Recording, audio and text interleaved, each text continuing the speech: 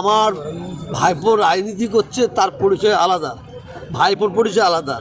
তা আমি একটা কথা বলি, আপনাদের সবার সামনে বলে যাচ্ছি, আপনারা অপেক্ষা করুন। আমার মনে হয় আল্লাহ ভালো জানেন, খুব শিগগিরই উনিও এদের খাতায় নাম লেখাচ্ছে। ভাইপো তৃণমূলের দলে নাম লেখাচ্ছে, ওই পীরজাদা সাহেবের জুতো আমরা মাথায় রাখি। সুতরাং উনি তো টিএমসি ছাড়া আর ওনার মুখে কোনো কথাই বলতে পারে না। এত কিছু ঘটে যাচ্ছে, সেগুলো উনি তো প্রতিবাদ করতে পারে না। নওশাদ সিদ্দিকী কী করছে, এইটা নিয়ে ওনার মাথা ব্যথা থাকছে। কেন উনি এটা থাকছে না যে আমার বাড়ির একটা ছেলে, আমার বাড়ির একটা পীরজাদা সাহেব গোটা বাংলার সর্বজাতি মানুষের জন্য প্রতিবাদ করছে। উনি মুসলিমের ছেলে, নাম শওকত মোল্লা। এটাও জানি উনি রোজা করে, নামাজ পড়ে। একটা পবিত্র রমজান মাসে একটা ইফতারের মেহফিল করেছে, সেই হিসেবে ওনার মাথায় টুপি দেওয়াটা স্বাভাবিক। তাতেও বলি যে রাজনীতি মঞ্চ রাজনীতি করা উচিত, ধর্মীয় মঞ্চ ধর্মীয় নিয়ে করা উচিত। উনি যদি মন থেকে ধর্মীয় মঞ্চ তৈরি করে থাকে তাহলে ওনাকে স্বাগত জানাবো।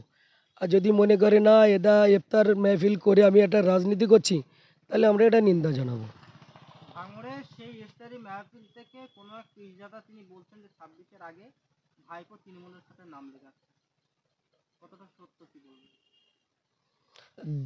যারা বলছে ভাইপো তৃণমূলের দলে নাম লেখাচ্ছে, ওই পীরজাদা সাহেবের জুতো আমরা মাথায় রাখি।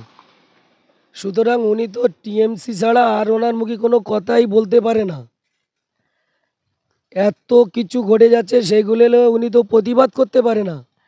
নওশাদ সিদ্দিকী কী করছে, এইটা নিয়ে ওনার মাথা ব্যথা থাকছে। কেন উনি এটা থাকছে না যে আমার বাড়ির একটা ছেলে, আমার বাড়ির একটা পীরজাদা সাহেব গোটা বাংলার সর্বজাতি মানুষের জন্য প্রতিবাদ করছে। আমি তানার পিছনে স্বাগত জানাই, তানারকে আমি মনোবলটা আমি শক্তিশালী করি। এটা আমি ওনার মুখ থেকে কোনো দিন পাইনি। জানি না ওনার মনের উদ্দেশ্যটা কি, আর কীভাবে উনি এইসব কথাবার্তাগুলো বলে, সেটা ওনার কাছে জিজ্ঞাসা করলেই পাওয়া যাবে। বলছেন দিদি অনেক উন্নয়ন করেছে ফুরফুরাতে, কিন্তু নওশাদ সিদ্দিকীর কাছে যখন আমরা প্রশ্ন করি, নওশাদ সিদ্দিকী বলেছে ফুরফুরাতে কোনো উন্নয়ন করতে পারেনি মমতা ব্যানার্জি, এবং রীতিমতো যে 3 দিনের ইসালে সবকে কেন্দ্র করে বেশ কিছু জায়গাতে কিছু লাইট দিয়েছিল, এবং পীরজাদার বাড়িতে আমরা দেখলাম যে একাধিক দুবাইয়ের মতো এলাহি তামাশা। কি বলবো? তাহলে এখানে বোঝা যাচ্ছে, তাহলে উন্নয়ন কি তানার বাড়িতে করেছে? এখানে আমি তো বলছি এখানে বোঝা যাচ্ছে পুরো ফুরফুরা শরীফটা অন্ধকার, কিছু কিছু জায়গায় লাইট দিয়েছে। আমিও গিয়েছিলাম, আমিও দেখেছি সব দিকে কোনো কোনো জায়গায় লাইট দিয়েছে। ব্যালেন্সটা মোটি প্রসাদ বাড়ির মতন, রাজবাড়ির মতন সাজিয়ে রেখেছে। তাহলে উন্নয়নটা শুধু হুজুর সাহেবের বাড়িতে হয়েছে, বাদবাকি আর দরবারে আর কোথাও হয়নি। এবার যার মতো সে কেরামতি দেখিয়ে নিয়েছে, দেখো আমি এখানকার বড় লিডার। এছাড়া আর কিছু তো বোঝা যায় না যে উনি সাধারণ মানুষের জন্য ভাবছে কি ওনার নিজের জন্য ভাবছে। এটা ওনাকে জিজ্ঞাসা করলে পাওয়া যাবে। নওশাদ সিদ্দিকী এমএলএ কোটা টাকা খরচ করতে পারছে না বলে নবান্নে মমতা ব্যানার্জির সঙ্গে কিছুক্ষণ বৈঠক করলেন, কিন্তু এই বিষয়ে বিস্ফোরক মন্তব্য করলেন পীরজাদা। ফুরফুরা দরবার শরীফের কোন এক পীরজাদা তিনি বললেন যে একটু বোকা ছেলের মতো কথাবার্তা বলছে। বিষয়টা হচ্ছে আমার এমএলএ 294টার মধ্যে একটা এমএলএ, তানার কাজ না করতে দেওয়াটাই তো স্বাভাবিক।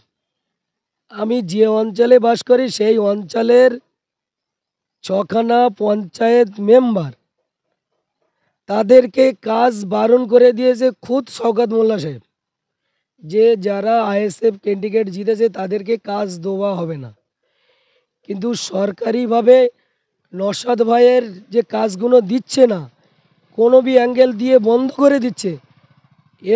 একমাত্র বলতে পারে আমাদের রাজ্যের মুখ্যমন্ত্রী মমতা বন্দ্যোপাধ্যায়, যিনি ভদ্রলোক বারণ করছে শওকত মোল্লা সাহেব। ওনাকেও জিজ্ঞেস করলেই বোঝা যাবে যে কোন অ্যাঙ্গেলে এমএলএ কোটার টাকা বারণ করা হচ্ছে, কাজ করতে দেওয়া হচ্ছে না। সেটা ভালো করে শওকত মোল্লা সাহেবকে জিজ্ঞাসা করলেই বোঝা যাবে।